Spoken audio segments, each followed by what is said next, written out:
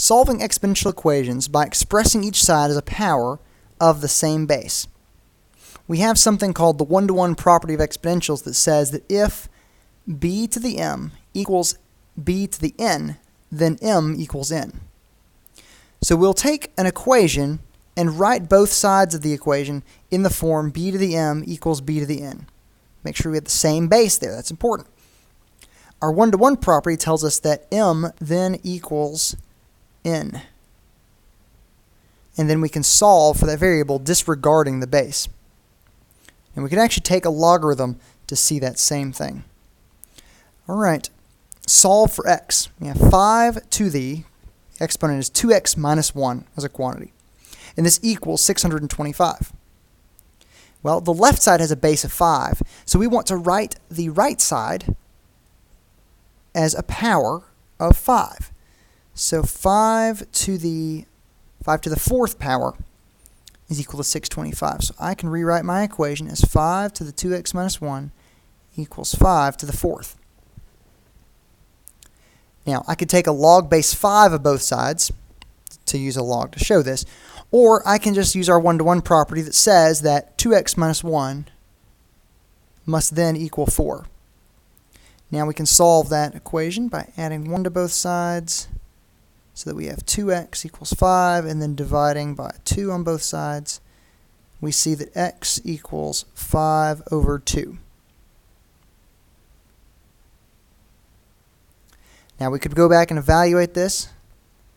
5 to the 2 times 5 over 2 minus 1. That's my exponent. That would be 5 to the, 2 times 5 over 2 is 5. So it would be 5 to the 5 minus 1, which is 5 to the 4, which is 625. And that equation is true. Therefore, x equals 5 over 2 is my solution. Solve each equation below for x. We have 2 more examples. This first one is 3 to the exponent of x plus 5 equals 9 to the exponent of x plus 2. Now this one's a little bit more difficult. I need to write these both with the same base. Well, I happen to know that 9 is 3 squared, so I'm going to write this equation as 3 to the x plus 6 equals 3 to the 2 multiplied by the quantity x plus 2. Now my exponents must be equal in this case, so I have x plus 6 equals 2, parentheses, x plus 2, close parentheses.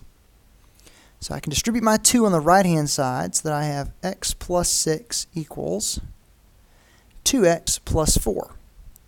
Now, solving this, I can subtract x from both sides to arrive at 6 equals x plus 4, and subtracting 4 from the right and the left side, I see that x equals 2.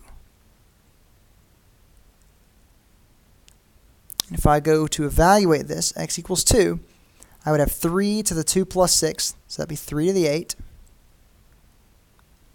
And my right-hand side, I would have 9 to the 2 plus 2, so that would be 9 to the 4th power. Are those two equal? Well, by definition of our exponents, yes. So 3 to the 8th is 6,561, and 9 to the 4th is 6,561, so that x equals 2 is, in fact, a solution. My second example on this page is 8 to the exponent of x plus 2 equals 4 to the exponent of 3x. Now I can write both of these actually with a common base as 2. 8 is 2 cubed and 4 is 2 squared. So this would become 8,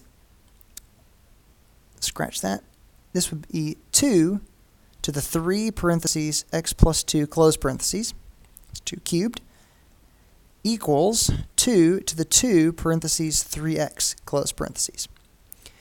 My exponents must be equal, so I have 3 multiplied by x plus 2 quantity equals 2 multiplied by 3x as a quantity. Distributing the 3 on the left side and multiplying the 2 on the right, I see that I have 3x plus 6 equals 6x. Now I can subtract 3x from both sides, so that I arrive at the equation 6 equals 3x, and then dividing by 3 on both sides. I see that 2 equals x, or x equals 2. Now let me evaluate these in my original equation. That would be 8 to the 2 plus 2, so 8 to the 4th power.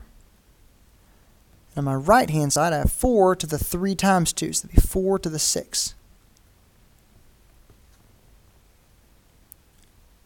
All right, 8 to the 4th power is 4,096, and 4 to the 6th power is 4,096. So that x equals 2 is, in fact, the solution to that original equation.